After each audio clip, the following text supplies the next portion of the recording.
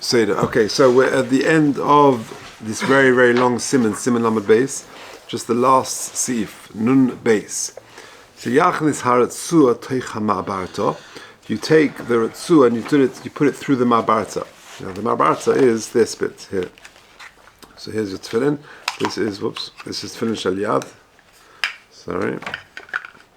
Here's the Tefillin Shel Yad. And this is the Ma'abarta. Yeah, the bridge that goes, and you put the Ratzua through the Ma'abarta. So Yachnis Haratzua Teicha Ma'abarta, V'yase Kesher, and then you do a Kesher K'moi Daled. Now this is talking about the Tefillin Shel Rosh. So the Tefillin Shel Rosh, here's the Tefillin Shel Rosh. So you take, you put the Ratzua through the Ma'abarta, and then you make the knot. So here on the Tefillin Shel Rosh, you make the knot over here. Now you've got a mem. This is the final mem. We're going to come to that in a second. But the Mechaber is talking about a dalet. So Yachnis Haratzua Teicha Ma'abarta, V'yase Kesher K'min Daled B'Shel Rosh U'K'min Yud B'Shel Yad. So you do it in the shape of a daled in the shel Rosh, and in the Shel Yad you do it in the shape of a Yud. So this is the knot of the Shel Yad. And that is like a thing of a yud. It looks like a yud. And therefore, lahashlim oisius shin and daled and yud shokai imashin shabashel rosh. So just because we've got, of course, on the shel rosh, you've got the shin on either side of the thing, and then you're going to have the daled. You've got the mem. We'll come to that in a second, and then the yud. So if you look, if you think about it, you've got written out. You've got the shin. And then you've got the daled on the shel rosh, and then you've got the yud on the shel yad. So that makes up the Shem Hashem, shin and the daled and the yud. So fine. So that's what the Mechaber says. Says the Mishnah Berurah, Nun Beis, in Sifkot and Reish Lamed Beis, V'yase Kesher, the Kesher shel Tefillin, the Kesher that you make in the Tefillin, Hu haloch l'Moshe Misinai. This is Min HaTorah, to have a Kesher shel Tefillin. V'nireh shetzorech la'asoiso lishmo. And therefore, when you make the Kesher Shel Tefillin, it should be made Lishma. Now, so if you look at Dirshu Note 258, important notes, V'chein Tikkun HaKesher. If you ever need to fix up the Kesher of the Tefillin, that also needs to be done Lishma. Oy Hiduka, or just tightening it, Im HaYoreif, if it was a bit loose. V'chein Hazoztoi Mimokum Lemokum, if you move it over a little bit, Kafi Midas HaRosh, you sort of enlarge, or you shorten the Shel Yad, the Shel Rosh. Any change needs that kavana before you do it. Das hagon Hashem zem Orach. Shetzrichim ne'asos lishma, it needs to be done lishma. Now, what if you just think it? What if you don't say it? So it says the next paragraph, Im hoyev machshavta la'asos l'shem tefillin. If you have the machshava to do it lishma, ach loy almakein befiv, you didn't actually verbalize it. Kosav b'shayil shuvas shevet halevi shebedievet kosher. V'chein das hagon Hashem zem Orach. So you should ideally say it, but if you just think doing it, amending, repairing the kesher, then even b'diavad that would be okay.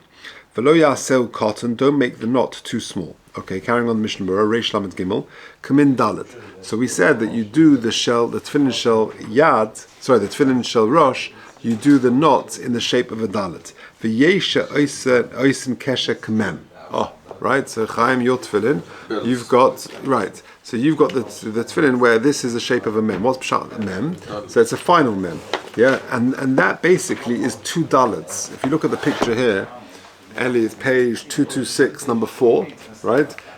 If you, we just said now that you've got a shin on the shel rosh, and then you've got a daled in the kesher of the shel rosh, and then you've got a yud in the shel yad. But some people, instead of having a daled, they have a mem, which is what you've got. What is a mem? A mem is basically two daleds. Dalet. Yeah, there's one dalet, and there's another dalet there. So it's got it diagramized there. So it's just like a double dalet. So you're twice dalet. Bells. Okay, so yeah, different minhagim. So it says the Mishnah Berurah, v'yesha oisa kesher kamem. So summa, like a final mem. Shenira kashnei dalsim shnei sodin. It's like I just showed you. It's like two dalets next to each other. Ragli shel zeh besad rosh shel zeh. V'ayim b'sefer Tiferes Aryeh shehevi b'shem Tshuvas Me'ava, one of the shayos in Tshuvas for him, Tshuva Me'ava, v'hiskim imay ledina de'elu ha'isem kesher shel dalet mechuven yoyse ledina. he says it's preferable to have the dalet. Okay, but they're different minhagim.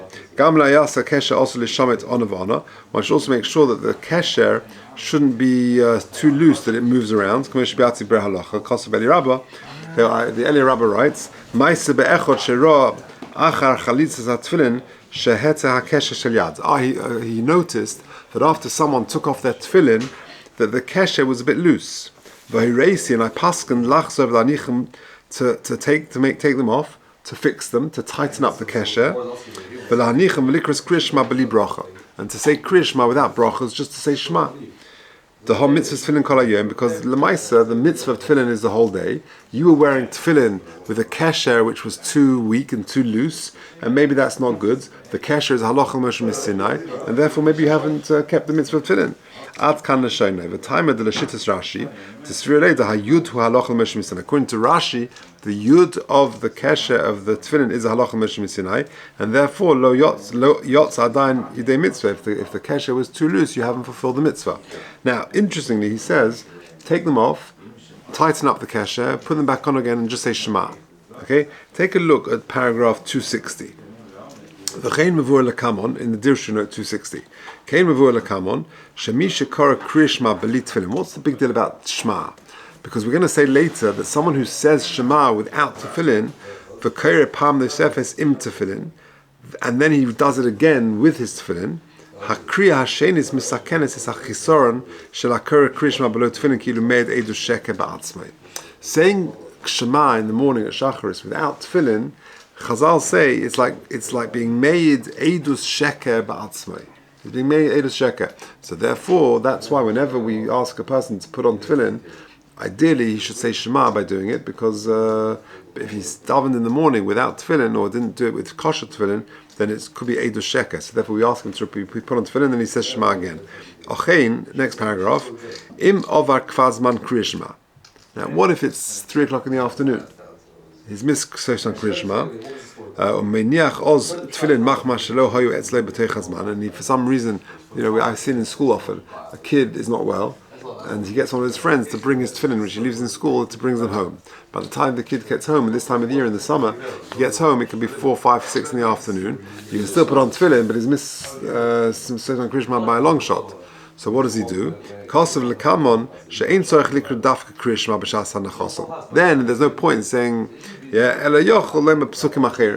interesting. Okay, but I think the Minhag Olam seems to be the one that does say Kriyishma with him. Okay, let's carry on. So now we're back into the Ramah in Sifnun base. Says the Ramah, V'nagin lahavir shel abayis shel yad kareichav hazra v'yeh rochbei kareichav abayis. I.e., in your shel yad, here you go, you put on a little box over it, like that, so like a protective box. You only make the kesher after you've got the tefillin, the shin. So like I said, first of all you've got the shin on the shel rosh, then you've got the dalet, and then afterwards you make the yud. You do it in that order because as if you're writing out the shem of shin and the dalet and the yud, the shem shokai. Says the Mishnah Berurah Reish Lamed Dalet, laha'avir. So that you're putting on the box on the shel yad, lefi shehatfilin shel yad masimin oisom tachas habegodim. More often than not, you're going to put the shel yad underneath your clothes. You put your shirt on top of it, your jacket, or whatever it may be. And therefore the tefillin is going to get worn because it's going to get just from the rubbing of the begodim. You put therefore this box on to protect it. Many people are not knowing like this. I think nowadays people are. This is, you do the order of the shin and then the dalet and then the yud in that order. Ideally to do it like that. If for some reason you've got to fix up the shel rosh, you don't have to undo the shel yad. Okay, that is the end of Siman Lamed Beis.